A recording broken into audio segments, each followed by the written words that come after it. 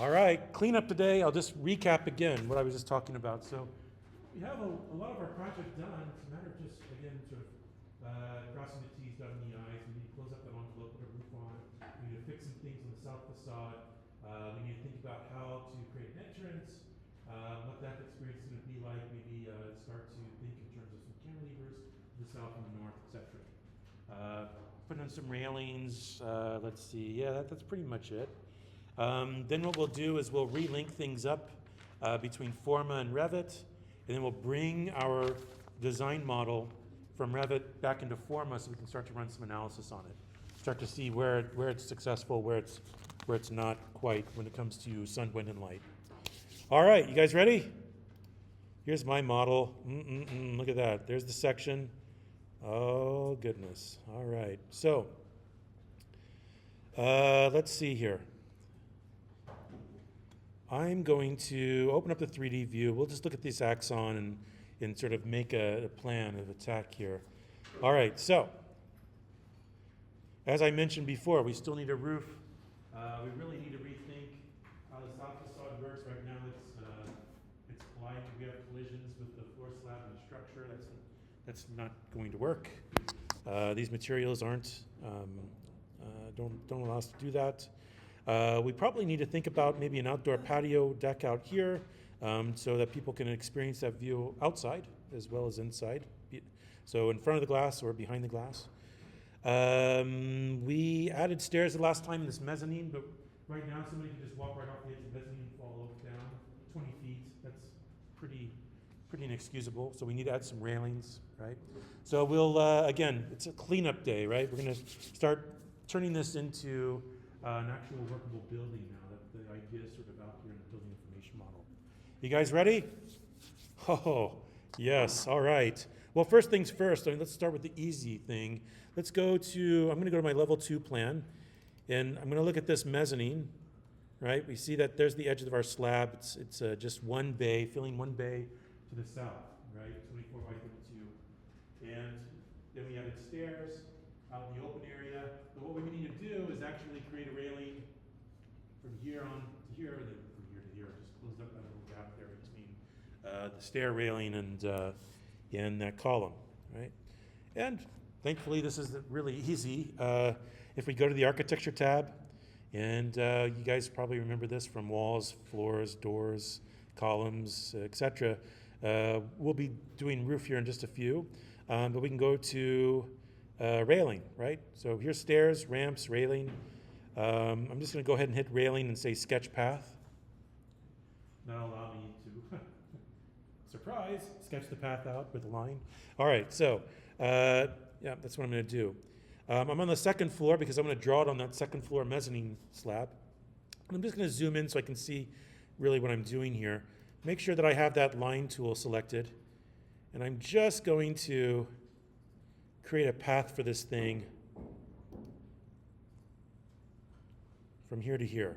Now I'd love to draw multiple paths. I tried that earlier and Revit reminded me annoyingly that you have to do one path at a time. So it has to be a continuous line. I have to hit the green check mark, then I have to go back into the railing tool, start again to add this little chunk over here. But let's go ahead and hit the green check mark. I think it's selected. And the one thing I didn't do before hitting that green check mark, but I can do now, is I can select what kind of railing I want. On my stairs earlier, I used this railing, glass panel with bottom fill. Right? So in other words, it's a little bit of railing and pipe railing or something, or bar stock or something, whatever is welded. But really the infill is just glass, so it's mostly clear. Right? I'm going to be consistent and pick that same for this, right? For the sort of, so that the stair looks like the railing just looks like it continues on to sort of help keep people from falling right off that ledge. Okay, there we go. And I'm just going to go back in here, edit. You see when I select this, like a wall, normally I would have a dot and I could sort of drag that over and change its length. Okay. When we're dealing with railing, when we select that railing again, we have to go edit path and then we can select it and change that length. There we go. So I'll just go ahead and match that up as close as I can with this one. It's good enough for me. I let the stair detailers, the folks, the subcontractors building the stairs to figure out all the little nooks and crannies and submit shop drawings and then approve them. All right, so again, go to Architecture tab, railing, sketch the path, and I'm going to do the same thing over here. I'm going to look at that. I'm just going to sort of eyeball this for the time being. Just do that. Okay, and you can see that I still need to change the type. While it's selected, I can go to the properties, change it to glass panel bottom fill. One last thing, I'm going to edit this path. I'm just going to move it just slightly closer, just so it looks halfway flush like the other one. All right. Go to the 3D view. I'm just going to peek inside and look and see if this looks like how I intended it and expected it to look. Ha! Look at that. Oh, yes. Look at that railing. So good, so good. All right, so it draws the railing for you, and easy peasy. It's just another sort of path or trail that you put on, right? That kit of parts, that's what Revit's superpowers are, right? I mean, so big and key when you need to start adding those details to make this a usable, functional building, right? Not just an architectural diagram. So that's how I did it. You have to draw these things in plan, and what's a level 2, the mezzanine level. Look at that edge of the slab where I need to draw it, extended it from the stairs. Then the 3D view, I can go ahead and check it out, make sure everything looks kosher, and it sure does. Okay. Oh, yes. Look at that railing. I can go to my checklist and check that off. It's always fun. Check. All right, so one other thing I think I'm going to try to do quickly, and that is I'm going to go to the level 1 floor slab. I'm going to start to adjust it, right? So let me show you what I'm thinking here in 3D view. How's the railing coming? You guys figure out the railings? Pretty easy? Okay, if not, you can always refer back to the video, but it's, ideally you can just sort of follow along as best as you can here in class. What I'm going to do is I'm going to say, you know what? The whole point of this pavilion is to give the person a view from here outwards to the north, right? And what I'm going to do is maybe extend this floor slab and actually give people an outdoor view, when it's nice outside, 9 months of the year out there. And then when it's either too cold or too warm, maybe they stay behind glass, right? So I'm going to cantilever this out, the floor slab to the south, to the north, right, for a viewing deck. And if I look at the south side of my pavilion, you can see that really it's about 3 or 4 feet higher than grade, and there's really no way to make an entrance, right? So I'm going to actually cantilever out this way. You guys know what a cantilever is? How many of you know what a cantilever is? Heard of a cantilever? Oh dear, only half of you, okay. Oh gosh. All right.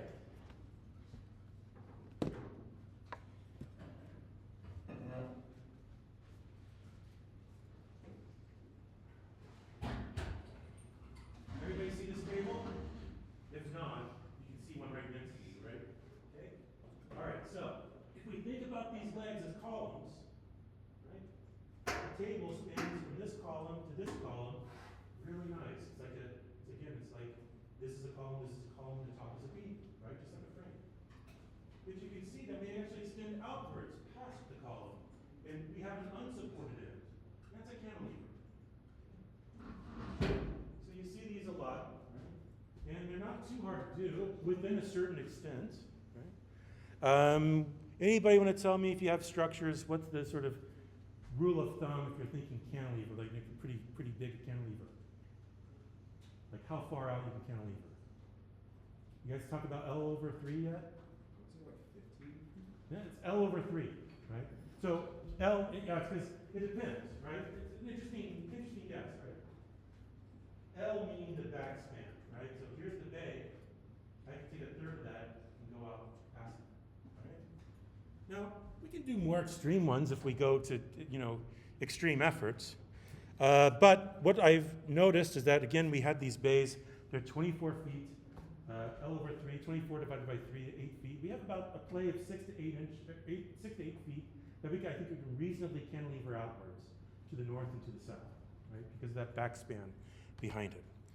All right, so if I wanted to start to basically take my floor and stretch it, I need to go to the floor plan where I'm looking down at that floor slab, and then I can start to edit the boundary, okay? So let's do that. Let's show you really quickly, remind you how that works. If I go to L1, the floor plan, level 1 floor plan, right? And I'm just going to try to select the edge of my floor there. It's highlighted blue. And when I select something that's already made, I usually get this modify tab over here in Revit. You guys notice that? When it comes to floors, I can say, let's edit the boundary, right? I made the floor by drawing a shape and then said, okay, well, if this is a closed shape, the inside's going to be filled in with concrete and middle deck, and the outside is the outside, right? And so now I can go back, it remembers that boundary, I can go back and edit it, right? And you can see that it's here, it's highlighted in magenta.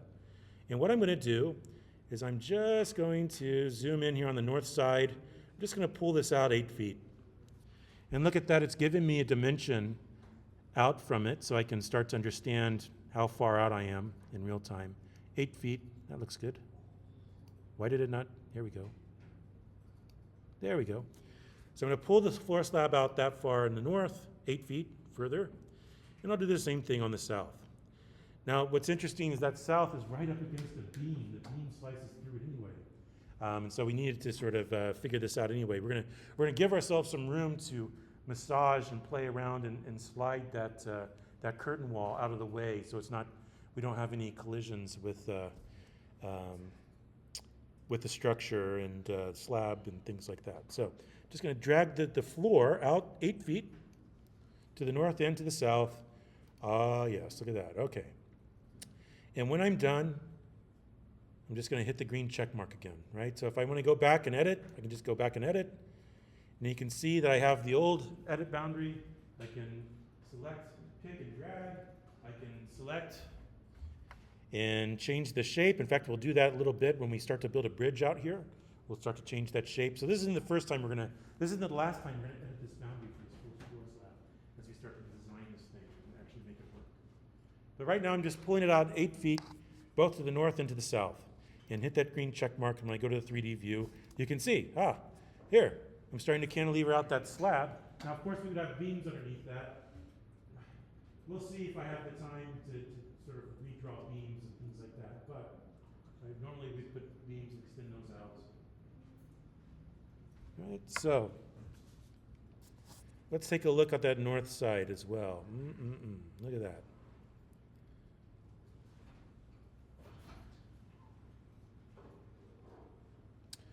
What are these? These are W14s by 30s. We could probably do something there. The girders are W18 by 40s, so 18 and 14. All right.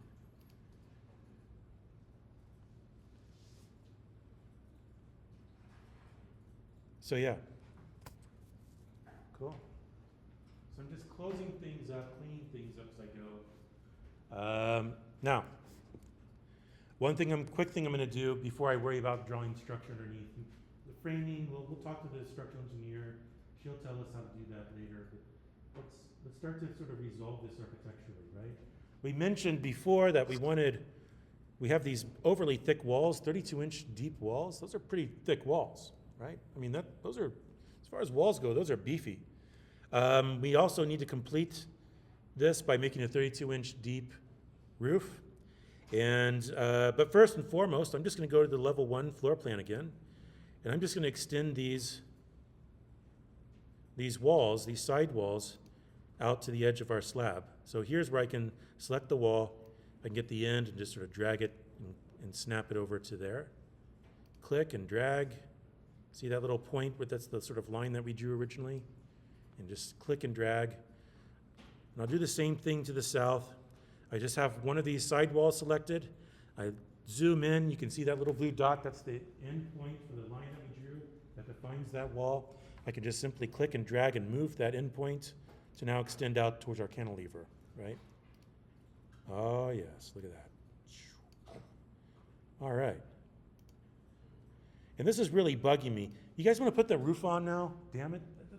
It's kind of nice to be able to see in, but it needs a roof, right? Like, and to be able to evaluate, like, is this massing correct? Do I have the height and the width and the length good? You know, and does it really show that, like, it looks like a surface that sort of goes up and then folds and goes over and then folds and goes back down? We need to sort of check that out. So let's go ahead and build that roof. We can always modify it and edit it later as we need. All right, architecture tab, roof by footprint. Now it's not going to let me draw the footprint and snap to things in 3D view. I need to go to that plan, the requisite plan view, right?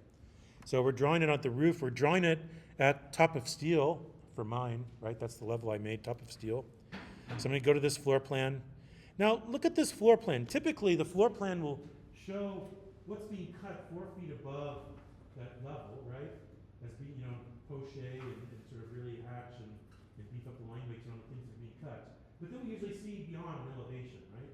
And we're not seeing anything here except maybe our grid lines. So let's take a look at that. When this happens, I can hit X. I'm just going to exit out of making our roof for a minute. Let's just take a look at this top of steel. Again, what I would say is you can always, let's go to this floor plan, top of steel, and I can scroll down, and right here where we're governing things by the scope box and crop region, all that stuff, I can go to view range, and I can edit how far my view sees, right? The range, that both hither and yon, right? Close and far. So I can go edit, and then right here it's saying, well, the view depth, it only goes to the top of steel, and I don't see anything else beyond that. And so I can simply say, let's go unlimited, so that we can see all of that stuff that's happening underneath, right? From our basically our roof plan. This is going to be our roof plan. So to do that, I went to the extents. I made sure I didn't have anything selected. When I do that, when I'm in the right floor plan, it gives me just the floor plan properties. I can scroll down to the extents. I can say, well, something's clipping the depth that I can see at. I need to sort of look at that. Go to the depth clipping, look at that box. Or no, sorry, view range, sorry. Look at that box. And then the view depth, I can say, well, I want it to sort of see unlimited all the way down if I need to, in elevation, right? Okay. Yeah, now we can sort of see where our walls that we're sort of building this thing onto are and where the edges of the slab that we just extended out are, right? And we can sort of follow suit. All right, so architecture tab, roof by footprint. And I can just draw a nice little box here and snap and snap. Now look where I didn't actually snap. Oh goodness, right? And so I need to come back in here. Maybe I'll hit escape a couple of times so that my cursor will just let me select this edge, slide it over, so now it's perfect. All right. Careless me. Sometimes I go a little too fast. But now once I'm ready, I can hit check mark. Now let's take a look at this god-awful looking thing. This is the goofiest looking hip roof that it decided to place, right? That doesn't really go with the aesthetic that we were thinking about, right? Okay. And so again, we made the roof. Now we got to go back to its properties and sort of look at the parameters that are governing the slope and how, what kind of roof it's making. So it says base level is top of steel. That's perfect. Base level from offset. Let's take a look. Let's go to slope, dimension, slope, right? It's saying that we have a 912 slope, which is a decent slope, actually. And really what I'm going to do is I'm going to just change that to 0. I want 0 slope.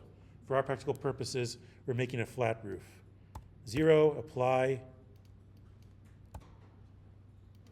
And now we get a flat roof, all right? Nothing worse than when you sort of McMansion this bad boy with a slope roof like that. Right? It's looked like the tract housing that I live in. All right. Now we've also, I wasn't careful, but I'm just using a generic 9-inch roof. We said that we want it to be 32 inches. In other words, we want 32 inches wall that looks like it just turns, it becomes 32 inches of roof, and then turns, it becomes 32 inches of wall again, right? So we're making this nice sort of modernist frame for our view, right? And so with this selected, right, you can see it's going to tell us the thickness is 9 inches. It's grayed out. That's not something that we can do at the instance level. We need to go back in to the type level. So we need to edit type, right? Now, if you guys want to watch this really quickly to see what I'm doing, I do recommend it, okay? Take a quick look. what I'm going to do is I'm going to say, I'm going to make a new type of generic roof. It's going to be based off the 9 inches. I'm going to rename it 32 inch, the new instance of this, the new roof I'm making, new type. And then I'm going to go back and change the property so that it really is 32 inches of depth. Once I've done that, then I've made my own type within the sort of roof family that I was looking at, right? So if I go edit type, it brings this up, and I can edit the generic 9-inch roof, but I'm making a new roof. It's called a 32-inch roof, right? So I'm going to say duplicate this, and instead of calling it generic 9-inch and then, you know, second or something like that, I'm just going to say generic 32-inch roof and hit OK. And you can still see that the default thickness is grayed out. We don't actually change it there. That's just telling us what we input into the structure button above it. So if I go to structure and say edit, right, you can see that right now I have a structural layer and it's just 9 inches. And I'm just going to change that to 32. I'll click outside. It's going to correct it to 2 feet 8 inches. I just don't do math divisible by 12 in my head that fast anymore. And as soon as I've done that, I'm going to go ahead and hit OK. Right? And now I've made a generic 32-inch roof type that I can use. Hit apply, hit OK. All right, and look at that, it's 32 inches now, right? 32 inches, 2 feet 8 inches, if you will. And, you know, that looks a little better.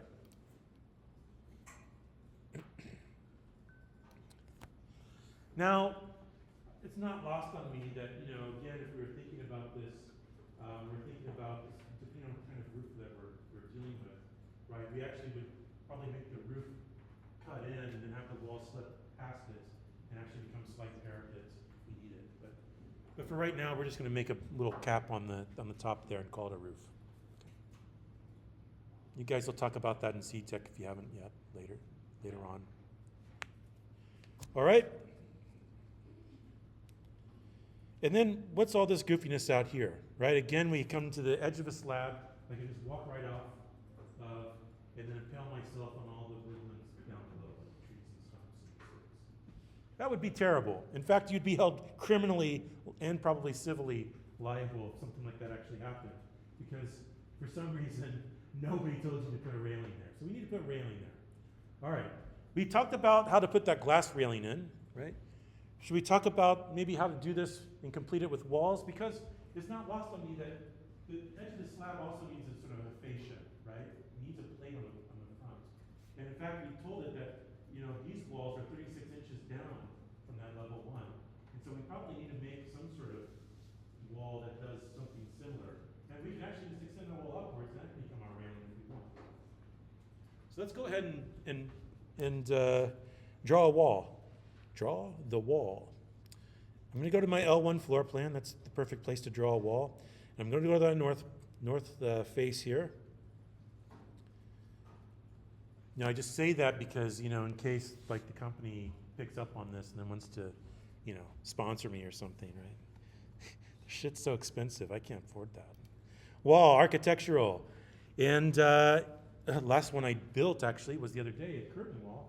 I'm going to go ahead and change the type. I'm going to go ahead and scroll up. In this project, we created, I think, a generic 32-inch wall. Generic 32-inch, it's still there, right? It's one of those types that we created. Generic 32-inch. And I'm just going to, if you remember, I go up and I go, instead of saying I'm going to draw the center line, I'm actually going to draw so that the inside of the wall is right on the edge of this floor slab, right? So it sort of wraps around the edge of the slab. So I'm going to say, instead of center line, I'm going to say finish face interior. And then I'm going to go, let's say, from this direction, so clockwise, I believe. And voila, there we go.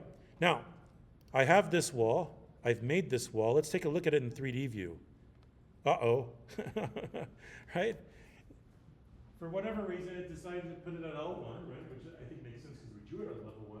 But then top constraint is set to the top of steel all the way up. So now we just built a wall and papered over our big, nice glass view. What we really want to do is talk about where that top level is going to be, where the bottom of the level is going to be, right? So right away we know that again, if I look at this wall, it starts at level 1, but actually then we offset it 3 feet deeper, right? So it starts 3 feet below level 1 and then goes all the way up to the top of the steel. All right, so we're going to do the same thing here. We're going to say change this base offset to negative 3 feet.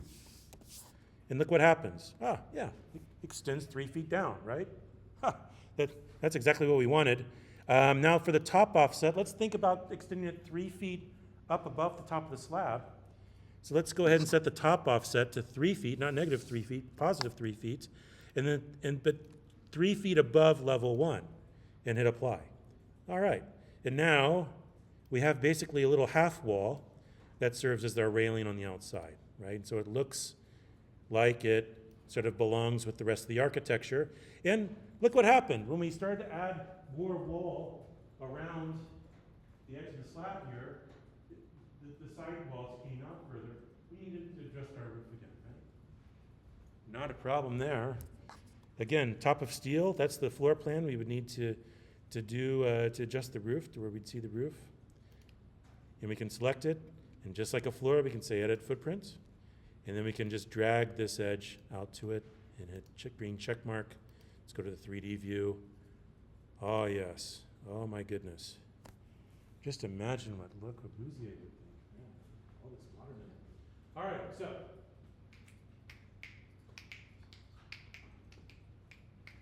There we go. How's that north side looking? So a little few adjustments. We're going back and forth between plan, 3D view, and every once in a while section if we need to. We're basically starting to clean these things up. Let me move my cursor over. I realize it's selecting that topo, right? Here we go. But what I did, I went ahead and dragged that floor slab out for a cantilever, then I started to adjust the walls around it. I used a half wall for a railing in this case. It's making a glass railing. You could always select glass railing in there if you wanted to. And then I extended the roof and built the roof, extended the roof out to sort of, again, form this box. Yeah, you had a question? Would you set the top constraint to? Good question, right? So here, take a look. Here's what I did. Let me just select it so you can see the parameters here. So I extended the base down 3 feet, negative 3 feet, and then I extended the top offset 3 feet up, and then I set it from, whatever it was set to, top of steel maybe, or level 2, back to level 1. So now it's going level 1 but 3 feet below for the bottom, and then level 1 but 3 feet above for the top. And if we never need to change that elevation, we just change level 1, and level 2, level top of steel, all of it should move around with it. It's really important. Sometimes you have to do that. You want to be able to do that and move it once and everything doesn't break, but everything's sort of associated in a smart way to allow you to make those adjustments without creating a bunch of extra work. All right, great question. Anybody else? Can you see that again, or you guys good? All right, we'll try the south side now. Let's see, why not? But we do it again, we can just go to the south side and look at that. All right, so if we look at this in section, we'll see, here's our finished floor, and here's the ground somewhere down here, right? There's a difference. And what I'm gonna do is I'm actually gonna extend the slab out as a bridge, right? So that on a road, you stop at the road, then you turn, then you walk along a little bridge, and that's sort of framing the view for you, and then you go in, and blah, blah, blah. All right? Should we try that? All right, so here we go. If I think about this, I'm just going to change this to the front view for a moment. You can see that over here on the left, when we enter, we have that staircase. In fact, what if I wanted to make the bridge about the size of, let's say, two panels in my curtain wall, right? In other words, on axis down the center, right? That way your view isn't being cluttered by the staircase or anything else that's on the right. It would keep that nice axis going, right? So that's what I'm going to sort of aim for. I'm going to go to level 1, and I'm sort of zoomed way in on the north side here. Let's zoom in on the south face here. All right. And there's a couple of issues that I have to deal with. If you remember, the last time, we put a beam here, and then we put the edge of the slab for the second floor mezzanine there. aligned with the center lines of those columns. That makes sense. But then we put our curtain wall where we thought it should be, and now we have a collision. What we need to do is we've already extended the floor plate, we're gonna extend those walls, we're gonna extend the roof, we're gonna move that curtain wall away, and it would just clip on to the walls and the roof, not the actual columns, beams in this case. Okay. So we'll pull that away, then we'll reshape that ground floor, level 1, and actually add a little bridge that comes out to the street. All right. Okay, you guys ready? Wow, that was strange timing. Are you guys ready? I won $1 million. Ah, damn, all right. Every time I check the mail, I'm like, is there a $10 million check in here? If so, I'm retiring immediately. All right, level 1. Let's go to level 1. All right, let's get rid of some of this weirdness here.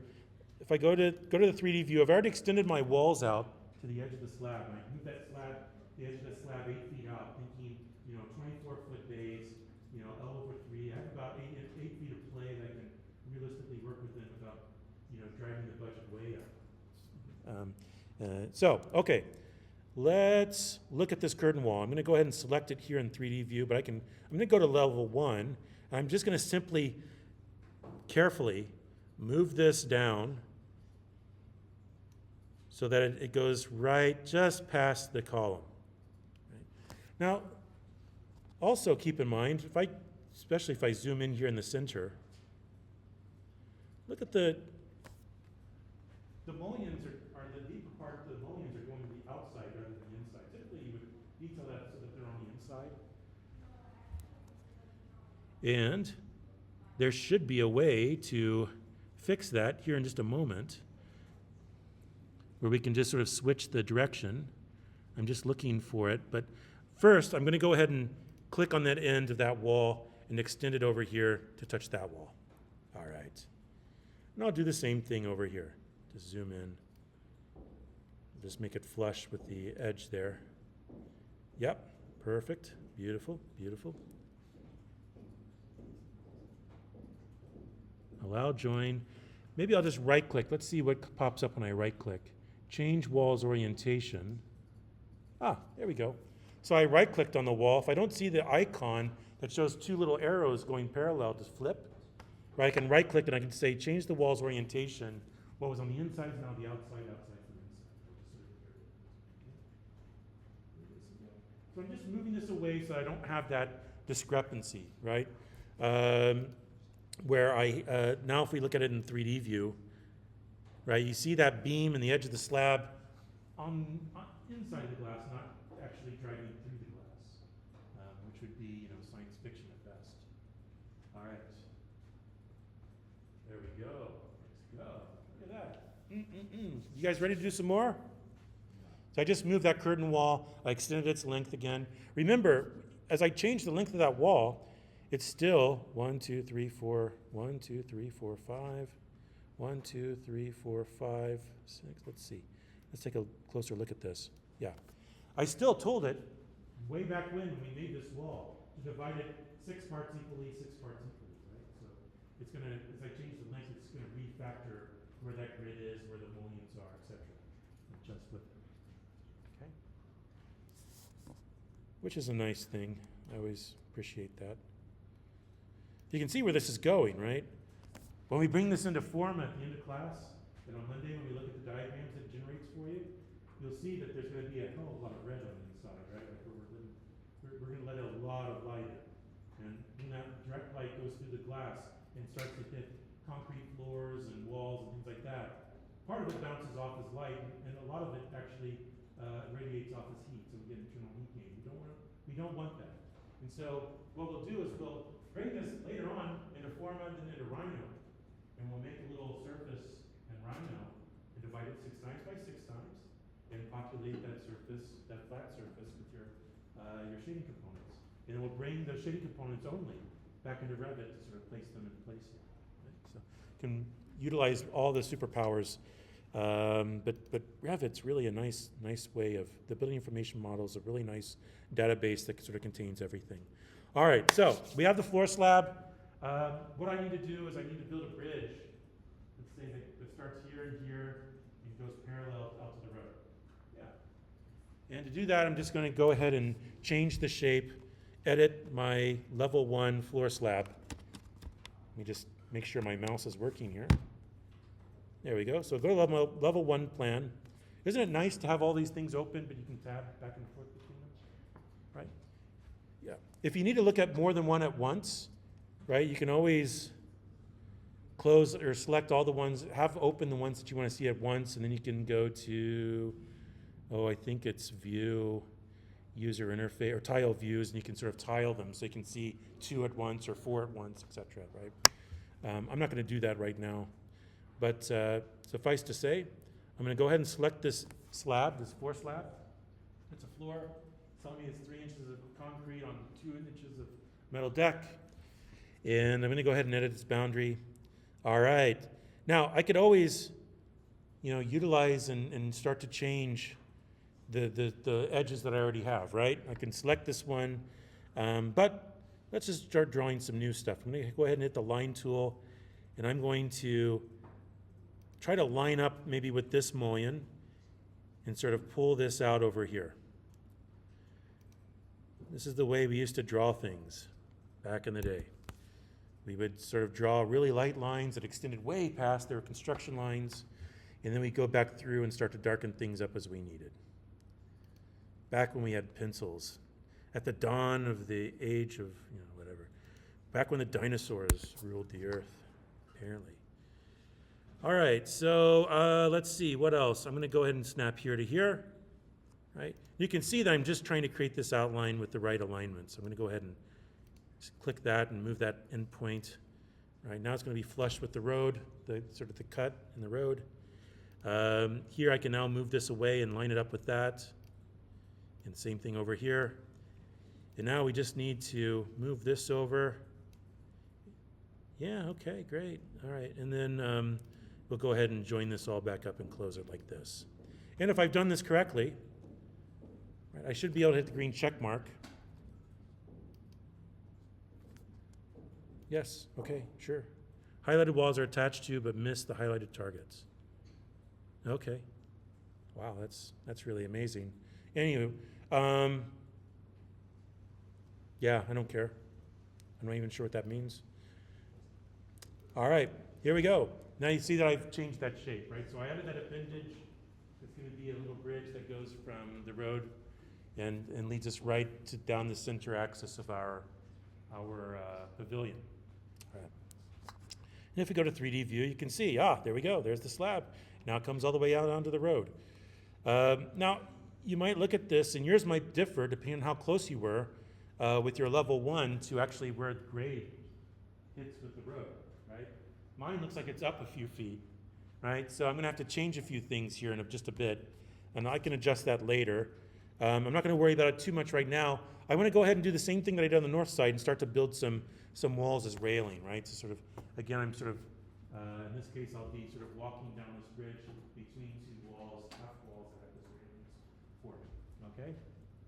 So again, I'm going to go back to that level 1 floor plan, start to select some architecture, wall, architecture, 32-inch generic wall, and I'll start to draw.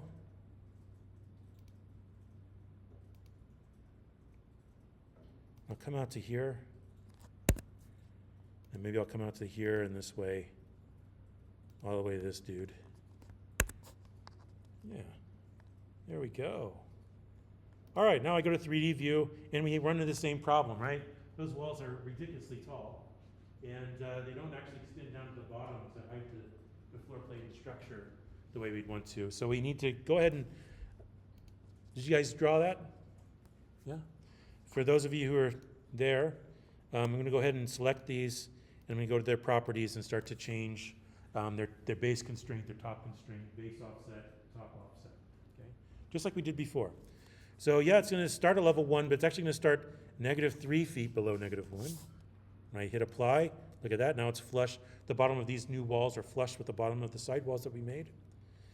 And now we look at the top constraint, and we say, well, it's going to be 3 feet above level 1, so let's go ahead and add that top offset. And now we'll also say, Let's change it to level 1 as the reference, and there we go. Yeah, not too shabby, easy peasy. And we have the same problem as we did before, right?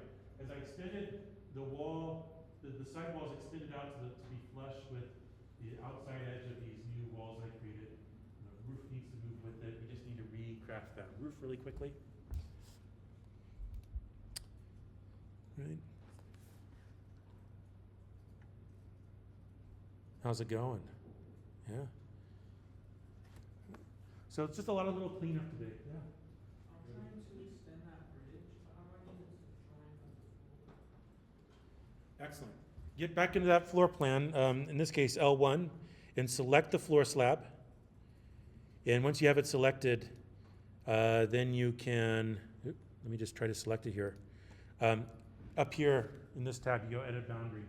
You'll see the boundary lines then in magenta. And you can begin to reshape, edit, stretch, delete, redraw as needed. Right? Does that help? So I got to that part, but it is, I made the bridge, but now it In here, here's why. Right? See how that line goes all the way through? So go ahead and hit and click on that line. Here, let's see. Now click on that line. Now click and drag and move it over here to draw a new line so that you're making one closed shape without any intersections, right? What it wants is a manifold shape so it can tell what's inside, what's outside. If you have multiple shapes overlapping, that can get it can get pretty finicky, right? So if you can clean it up and make it just one shape like I have, right? Where I start to edit, I take out that side, start to add this stuff on, close it back up, hit the green check mark, and then it says it's closed again. Great question. You're not the only one who have that issue, trust me. All right.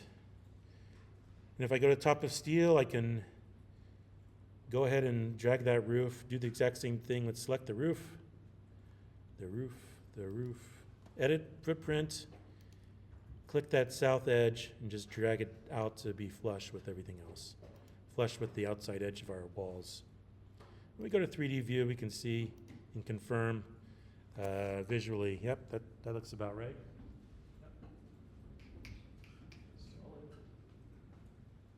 All right. Now, do I need to go back and show anything again? We have a bridge to the entrance. We fixed the south facade. We've added the cantilevers. We've added the roof. We fixed the railing. All right. 10:45. We're actually ahead of schedule. Perfect. That's so nice. You guys ready to screw around in Forma and Revit back and forth now a little bit? How many of you need maybe just a few more minutes? Okay, we'll take a few more minutes. Okay.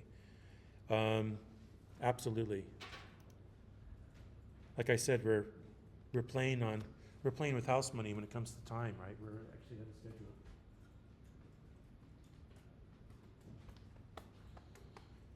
Always use metaphors like that after having been in Vegas for 12 years now. All right. Now you'll notice that again, I wasn't very careful when I lined up my level 1 with where grade hits where the road is with grade.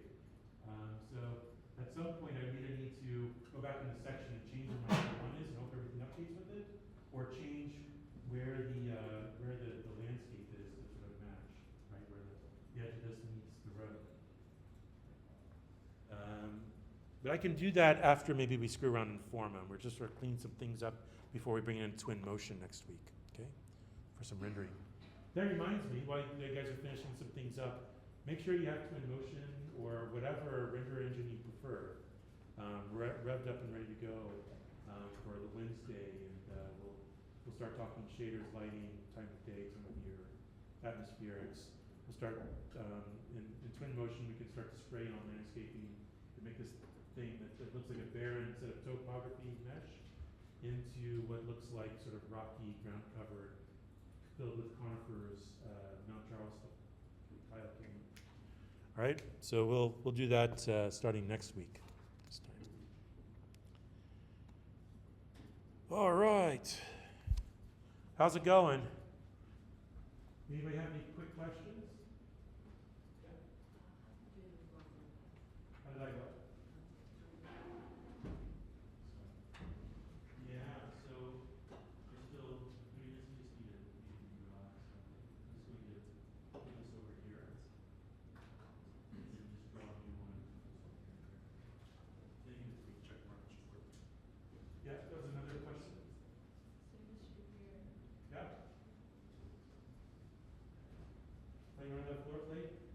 Yeah, so here we are. Can you stretch it out? Let me just show you. So we can place reference. Oh, I don't want to place a reference. Let me go ahead in this case. And what I'm going to do is just go ahead and start going away. So say I'm going to snap to here. I'm going to come out place to here. Go ahead and escape. So I'm going to snap over here again. Do that. And then I can snap over here. But now I need to sort of clean things up. So I can start to choose.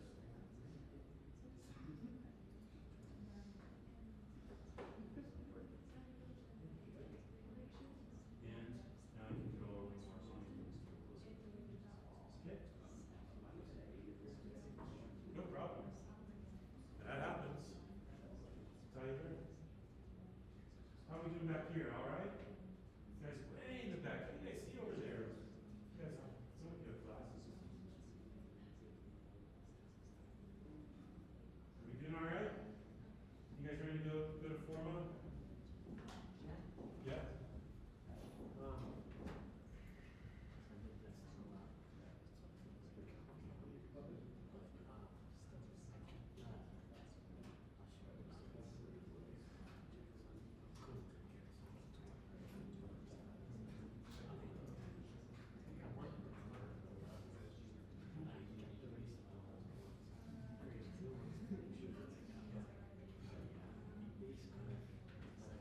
Now you have a bunch of weird plans. So where are the architectural plans? It's gone. Okay, so what we're going to do is we're going to go to View, and let's go to Plans, Plan Views, Floor Plans, and Architectural Plan. And I'm just going to select these. These are the ones you want, and then OK. Architectural floor plans. Okay. And if I want to erase some of the erroneous ones that I put in, do I erase them from? Yeah, you can. You can erase them. Just be careful. All right, gang. For those of you who are ready, I'm going to go ahead and open up my browser and let's go to Autodesk Forma. Woohoo, all right. Oh, thank goodness this update's complete. I don't even know what that means. Autodesk Forma. The way I did, I haven't bookmarked this. I guess I'm just too lazy. I just rely on Google. I just Autodesk or Google or whatever, search for Autodesk Forma login. And really, it's just like this first link right here. Oh, yes, look at that. I'm already logged in. If you keep me logged in, it usually keeps you signed in for about 30 days or so before you have to re-enter your login data again. Okay. All right, and I'm going to go to our site. You can see I have several sites in here between studios and other courses. So I'm just going to go to our Mount Charleston site here and open this bad boy up. There we are. All right. Now, you'll notice that we still have our site master, right? Now, everybody brought in their site master proposal to link into their Revit. And what's going to happen is if you all sort of say, let's update Forma with our Revit model, everybody's going to start inserting their own scheme back into this little proposal, which we don't want. So what I'm going to have you do, for those of you who are ready, is go ahead and go to the site master, to this ... And what you're going to do is you're just going to duplicate it. And you're going to rename that duplicate your name. Let's say first and last name. Okay? We'll relink that file into your Revit so that you can go back and forth and not overwrite a bunch of other people's projects. Okay? So you'll have your own little project proposal here. Just click on the ... for the site master and hit duplicate. When you do that, right, it'll say site master copy. And I can just hit rename and I can say Joshua is seriously awesome or something like that. Josh test. There we go. Yeah, Gavin, Alex, Zach, right? And then, again, be a little patient, right? All right. Okay. Now, once you have that set, excellent. That's beautiful, right? How many of you are ready to move on? However many of you have that proposal up, right? All right, I'll show you the next step. We're going to go to Revit. And here's the thing, right? We still have that site master referenced in. We need to unreference it out. We need to delete some of the stuff that's in there away. And then we'll re-reference reference the new thing that you just put in. It'll be exactly the same, but we'll re-reference that into Revit. And that way, when you go back and forth, it'll be in your own proposal, right? If we're all uploading and revising back to the same proposal, we'll just be overriding each other constantly, it won't work. So that's something that I missed the last time when we started this project. And I thought maybe we could just relink, but we actually have to unlink. So I'm back in Revit. This isn't too difficult either. Remember, we went to Massing and Site tab to load our Forma proposal. And what I'm going to do is I'm just going to say unlink proposal. If you're ready for this, just watch for a minute. Unlink proposal, it's going to say, are you sure? Right? Like, no, you'll no longer be able to send back to Forma. And I'm going to say, yes, I'm sure. And it says, you know, you're going to have to undo this if you or relink things, something in it, whatever. I'm just going to hit OK. Okay. And what you'll see is that now I can no longer update a proposal because it's not linked anymore. And it kept that masking for the topo and the surrounding context. I'm just going to, I know this looks weird, right? I'm just going to delete all that stuff away. Right? And sometimes it might give you an error message like this one that says, oh, you're trying to delete something that's sort of pinned or locked. You need to unpin it or unlock it before you can mess around with it. So I'll just unpin it. Thank you, Parallels. Unpin it, and then I can select it again and get rid of it, right? We'll just make sure that we get rid of all the old stuff. And we still have our building project. All right. So I made my own proposal in Forma by simply going to the Site Master, clicking those ... button on the top right, duplicating, renaming that proposal. That's basically just a copy of the site duplicate or site master with your name, so you know which one's which. Now I can go back to my proposal in Forma. I can say Joshua Test. This looks good. I'm just going to link up my Revit file with this one now. So Gavin, you'll use Gavin. Alex, you'll use Alex. Zach, you'll use Zach, right? So I'm going to say Joshua Test ... Revit, send to Revit add-in. And now when I go to Revit, and I'm in Massing and Site, I've unloaded the proposal from before, unlinked it, delete all the stuff away from it. Now I can go back and just say, let's load the proposal from Forma, the new one. And it should just put everything back exactly the way it was. But now you'll be linked up with your own specific proposal with your name on it, okay? Yes, let's load. No, I accidentally went to that tab and hit that button and hit OK. All right, step 4, it's getting close. It's got to make that site, turn that mesh into Parasolid or whatever, TopoSolid. Yeah, okay. Yeah, close, okay, close. All right. I know it's really kind of funky, but because I didn't realize that back when we created the Forma site, and then I didn't have you guys do that ahead of time. Now we have to go back in and say, okay, let's unlink it from that one proposal. Each of you make your own proposal, link it to your own proposal, and that way you go back and forth. All right, so again, I'm in Revit, but if I go to my browser, here's Forma, and I have Joshua Test. Yeah, look, so I brought this in, I linked this up, right, to my Revit file. And now, in Revit, in the Massing and Site, I can say, let's update the proposal. I can take what I've done here in Revit and just take the building parts and put it back into Forma, right? So they're linked up, and then you can go back and forth.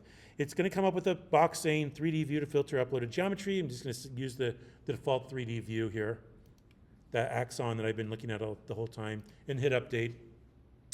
And it says, okay, well, you have 359 Revit elements: beams, columns, walls, mullions, glass panes, railings, stairs, etc. And it's going to be converted into mesh element and brought into Forma. I'm going to go, yeah, great. That's the whole point. And it's going to take a minute or two to sort of push these things, and eventually you'll get an update complete. Successfully updated the model in Forma, right? And so when we go back to Forma, into your proposal, and sometimes you just have to hit the refresh button on your browser. It should show up. Ah, there it goes. Pops in, right? Now we have our building in Forma, And we can start to use all the tools in Forma like solar radiation, daylighting, microclimate, wind, noise, shadow, etc. All right? So this is a nice way to go back and forth. And look, if I do something out here that I need to change, I can just send the proposal back to Revit, right? And if I do something in Revit, I need to send it back to Forma to sort of test some things out. I just say update the proposal back from here back to Forma. Yeah. Say that again? Could you do that again? Yeah, exactly. All right, so first step. Get into Forma. Find the site master. It should be down towards the bottom. ... that bad boy, and say duplicate. Make a copy of that, and then rename it your name. All right. While that's working, then you can go back to Revit, and you can say unlink proposal. Right. And then it'll give you a bunch of warnings like, are you sure? Like it's linked up to Forma. Are you sure you want to link? Yes, it's linked to the wrong proposal. Let's unlink it. Let's go through all the motions. Then when you get done, all these buttons like update and unlink will be grayed out. Then what I did, right? I'll just do it right now. Why not? Unlink. Yes. Okay. Okay. There we go. It's unlinked, right? Now it's still kept the topo solid and the massings of like the buildings and things like that. So I'm just going to go ahead and select those and delete them. And again, some of these might be locked or pinned. You know, you might need to unpin it, and then you can hit delete and get rid of it, just blow it away. Demo job. All right. So now we just have our building, not the site. And then we go back to, let's see, our browser, to Forma, and I can go ahead and find my own proposal now. It's somewhere in here, Joshua test maybe, there we go. ... And I'm going to say Revit, send to Revit, right? So if we want to go from Forma to Revit, this is the way to do it. Revit, send to Revit, then open up Revit, go to that massing, load the proposal. Here we go. So I'll go ahead and do that. And it says, okay, proposal's been sent to Revit. Now we have to go into Revit and load it. So we'll load the proposal. Massing inside again, that's how you work back and forth between Forma and Revit. And it's going to ask you some things like, are you sure? And it's like, yes, for the millionth time, I'm sure. Please just do it. Step 1, step 2, step 3, step 4. It's creating Revit elements, blah, blah, blah, blah, blah. All right. So we're bringing that site, the site from the new proposal, your own unique proposal, back into Revit, right? And so what's nice about that is when I need to then send my Revit work back to Forma, I can just simply say update proposal, right? And it's going to say, okay, update. There you go. Yep. Alrighty then. And let's see, Joshua test. There we are. Look at that. All right.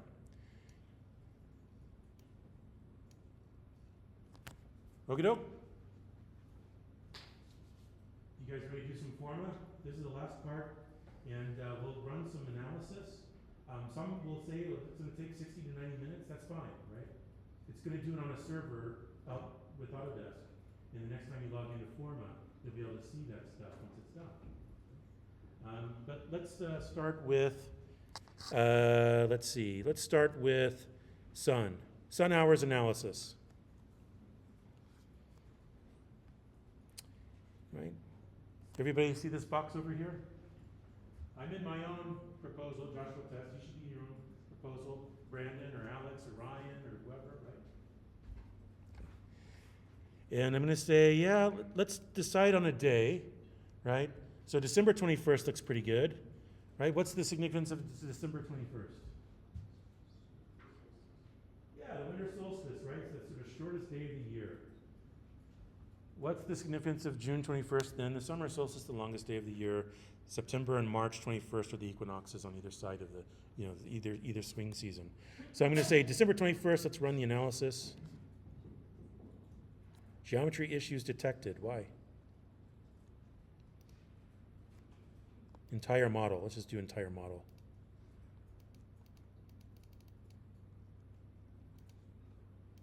Review. Duplicate. Oh, it's because oh, shoot. Okay, I had, if it's saying you duplicate geometries, it's because I undid some things to show you again. And so I accidentally re-imported the building in twice, right? So if you probably didn't do that. Hopefully you didn't. Okay, so now I can run the analysis. Let's do this. December 21st. And then we can also do June 21st and hit run analysis. And we can do March 21st and run analysis. And we can do September 21st and run analysis just for fun. March and September should be the same, but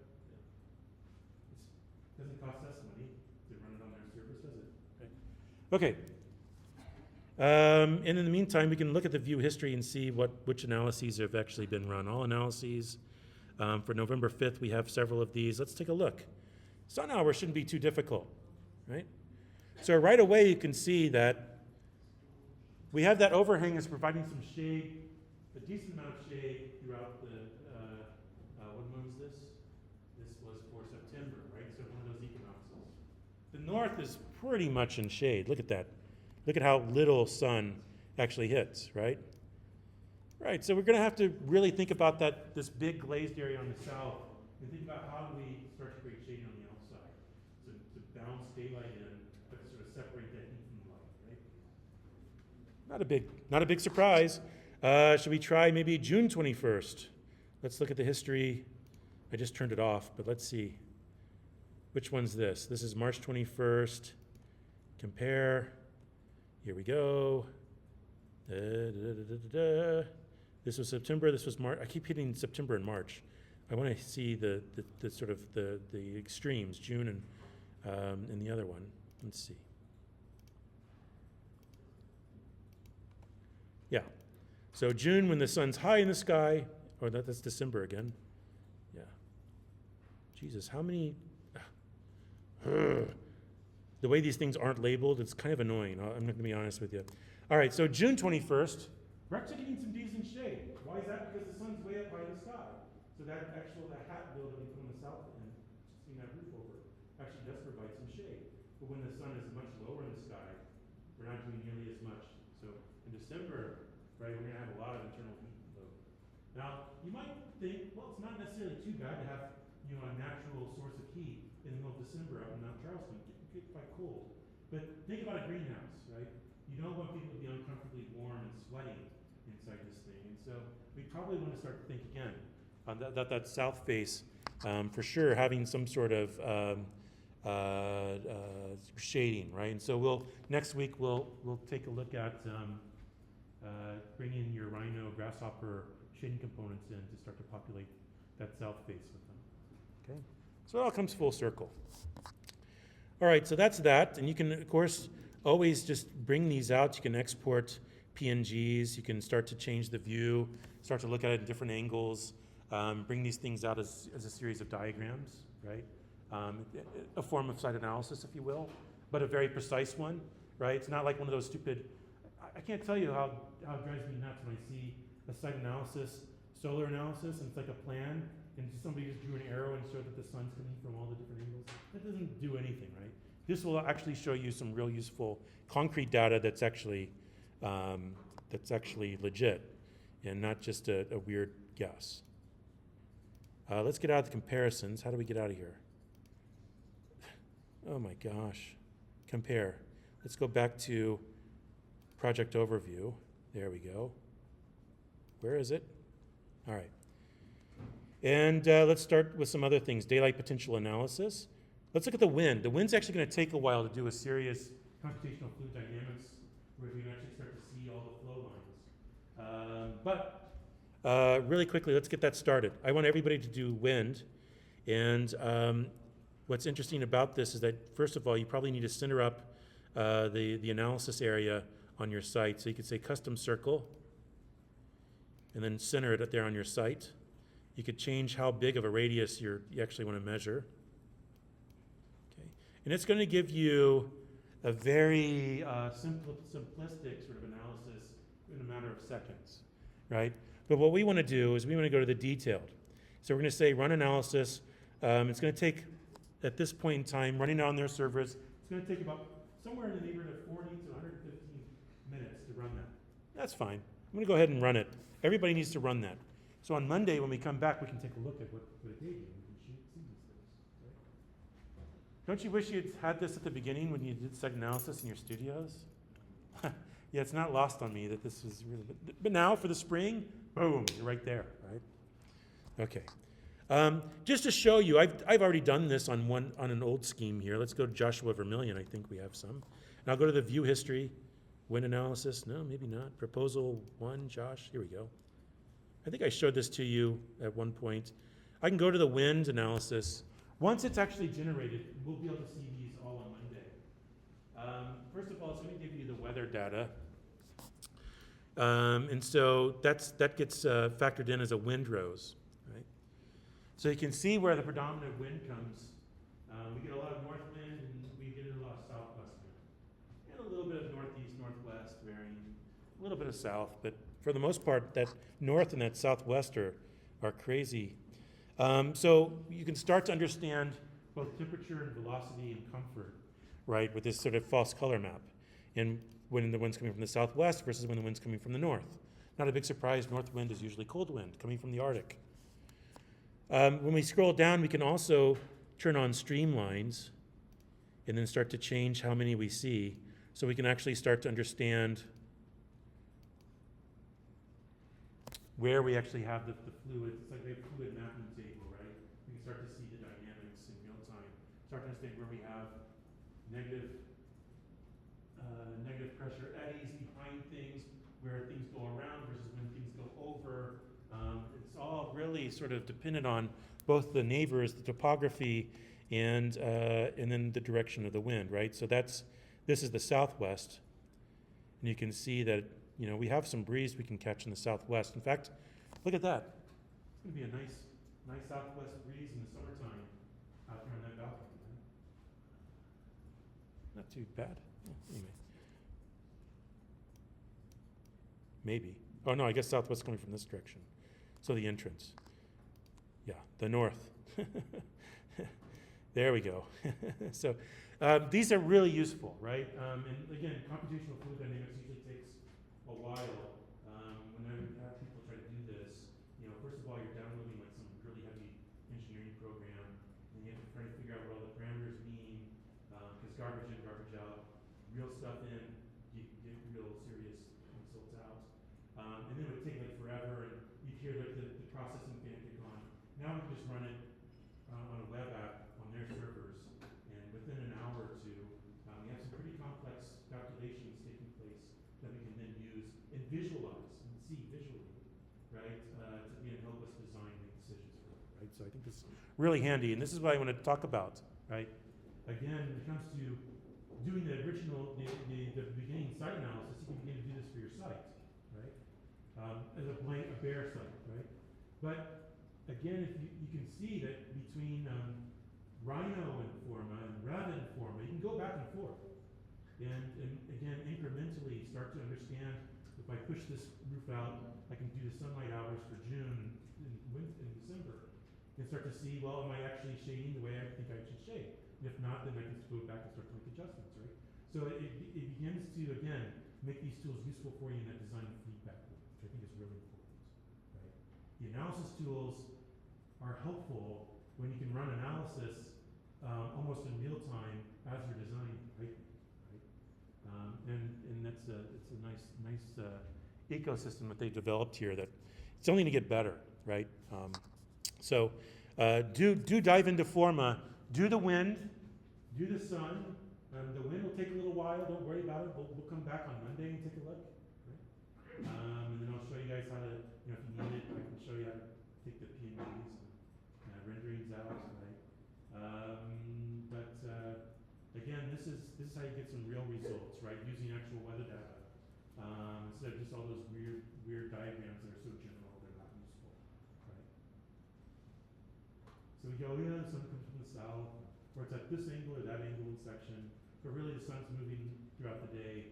We can actually account for that and measure it, and then map that stuff onto the geometry, so we can utilize the data. Right?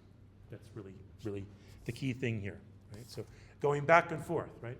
So what we did is we unlinked the original proposal, right? That was everybody was using all at once.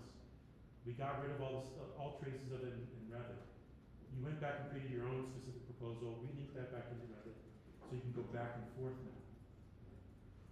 If I change some things in Revit now, right?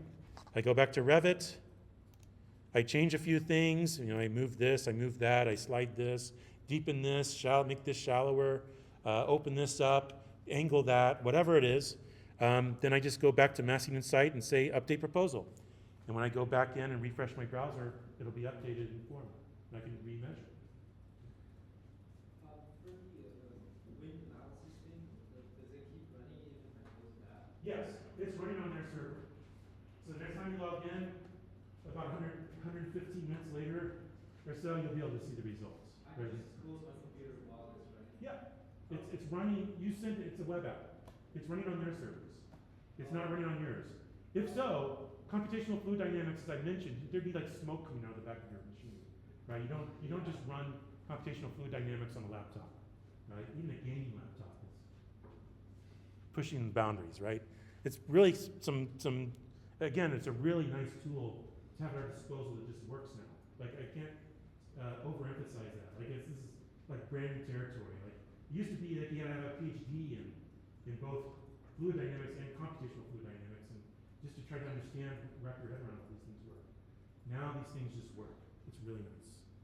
Really nice. All right, so, yeah, great question. What else? What other questions do you guys have in the last minute or so that we have? Yeah? Could we do this in Rhino too? Yes, yep, exactly right. So I'll show you this really quickly, right? Let me just open up Rhino while I have all these things open. Because we'll be doing this on Monday. Because what we'll do is we'll then bring that Forma into Rhino with our building in it, and then we'll start to model something, and we'll do some grasshopper, bake some things in. Then we can just take whatever layer in Rhino that we want to bring back into Forma and Revit, we can do that, right? So this is a good way to sort of sync things up. So again, if I go to Forma, really quickly, if I go to Forma and I go to the extensions, just like you had a Revit extension, somewhere up here, yeah, there's a Rhino extension. So you just download that, it's an exe file, you run it, then you can open up Rhino. And then inside of Rhino, you will have a Forma plugin. It looks just like this. You can dock it over there with your layers and properties, right? And all it wants is, to link things up, is the Forma URL of the proposal that you want to link to. So if I go to this, my proposal, and I say, let's see, Josh test, ... and I go, I just need the URL. Copy the web address, right? And let's go back to Rhino. I paste it into there. Here we go. Yep. And load site data. Same. Oh, you Josh's proposal, right? I go, yeah, load the site data. All right, and yeah, so then you also see, yeah, there it is, and plan. But let's just zoom out really quickly. Sorry, my mouse just disconnected somehow. Let's see.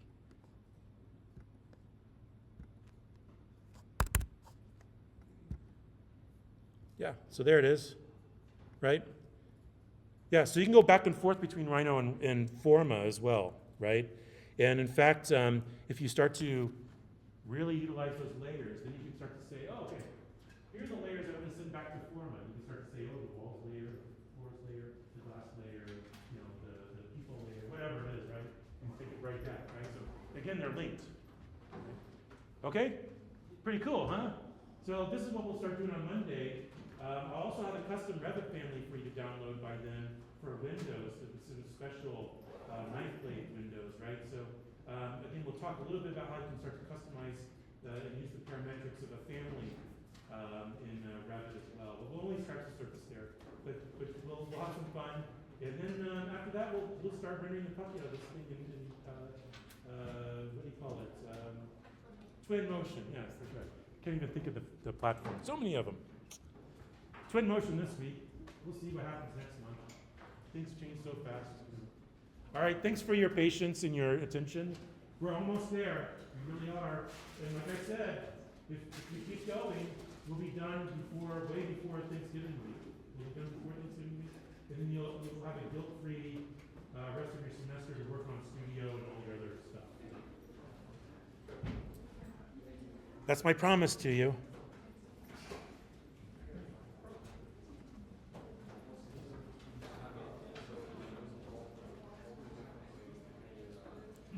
Yeah, I guess I'll save changes. I should probably do that at some point. Yeah, all that work in Revit and I didn't save. That would be terrible.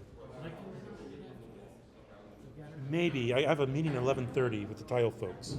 What do you need?